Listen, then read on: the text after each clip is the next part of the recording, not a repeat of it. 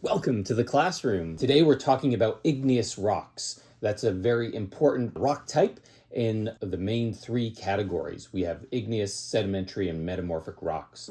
Today we're talking about both extrusive and intrusive igneous rocks. What's the big difference? Well, intrusive igneous rocks are where the magma underground cools underground, allowing for great big crystals to form, like this big quartz crystal.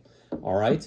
And all of the crystals, they start to form big crystals and they interlock with each other. And that's a key characteristic of intrusive igneous rocks, that interlocking of the crystals together and well-defined, clear shapes of the crystals. You can see the feldspars and other crystal shapes very clearly in this sample of labradorite, one of my favorites. Now, we can also get extrusive igneous rocks.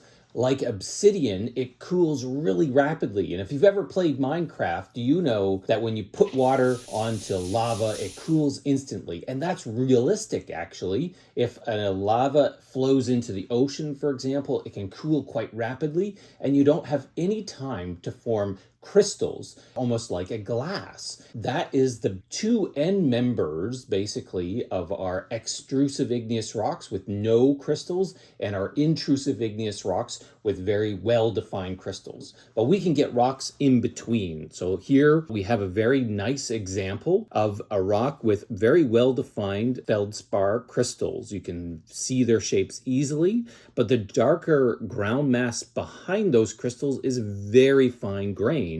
And that means that we've cooled for a long time underground to form the large crystals, but at a certain point before the entire body has cooled and crystallized, we have extruded it onto the ground surface and cooled it rapidly. And that means that we are forming very small crystals or no crystals at all in that fine ground mass, all right? And so we can have that sort of in-between scenario. We can also have granites where we have smaller crystals, but you can, with a magnifying glass, still see well-defined crystals, and they're different shapes, but they're just smaller.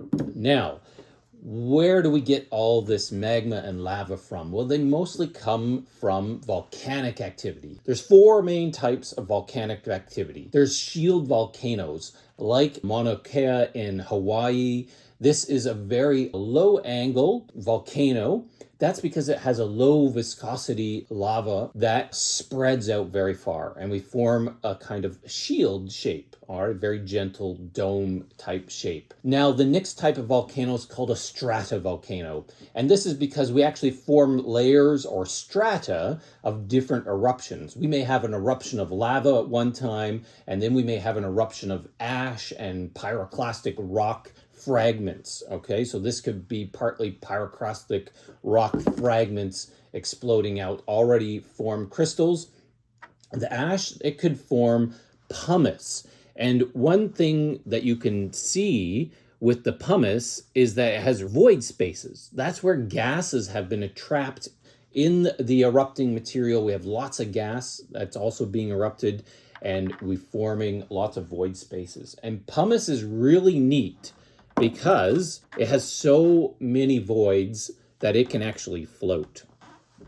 That's pretty cool. We can also get different kinds of basalt that is an extrusive igneous rock that has lots of void space as well. Not quite as much as pumice, but it still has lots of void space. So that's something to look for. It could be an extrusive igneous rock. Now, when we alternate back and forth, we build up those layers into our stratovolcano. And one example is Mount Fuji in Japan or Mount St. Helens in the United States. Moving on, we have domes. So a volcanic dome has a high viscosity lava, and that means that it's very thick and it can't flow very far. And so what happens when you have an eruption is that the dome sort of gets blocked up with the lava, And actually, when it blocks it, it can actually increase the pressures and we actually get explosive eruptions. There are other factors that can contribute to an explosive eruption, like in Mount St. Helens, we had a glacier on top of the volcano, and as the heat increased, we melted all that glacial water. It infiltrated into the volcano, and the mixing of the water with the lava created an explosive eruption from all that steam that's generated. So there's different ways we can get explosive volcanic eruptions. And the final type is a cinder cone. And this is where we get that ash erupting, forming pumice, or that pyroclastic rock fragment explosions, but very little lava extruding from these cinder cones. So in review, there are shield volcanoes, there's stratovolcanoes, there are domes, and there are cinder cones. Those are the four main types. They all contribute to the formation of igneous rocks. How do we form intrusive igneous rocks? Well, they form at the roots of the volcano. That's where we have our magma chamber underground. Like in Iceland, we measure the ground surface movement. It's increasing prior to an eruption. That's the magma building up in void underground. And if we don't get that eruption, that chamber can slowly cool down and we form well-defined crystals in our intrusive igneous rock. Now we may get dike intrusions. These are fractures that open up and they fill up with the magma, but they don't necessarily erupt onto the surface. And these are other types of intrusions. Now, when we need some sort of pathway to the surface, we need some fractures or we need some faults. So like in Iceland, we have this rifting that's happening. It's actually part of the mid-Atlantic ridge that's up on the surface of the ground surface in Iceland, and it's spreading apart. That's a rifting. It's a spreading center.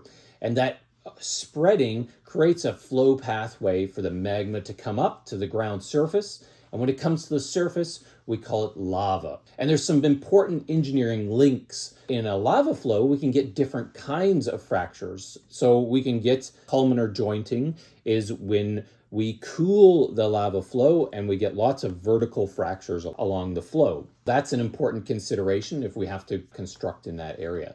So jointing is one particular thing, and there's different characteristics depending on if an extrusive, like the columnar jointing, or an intrusive igneous rock. But also in engineering, we like to use igneous rocks in our construction. So like this here is nicely polished because it's being used as a countertop. It's been used since ancient times as building stone.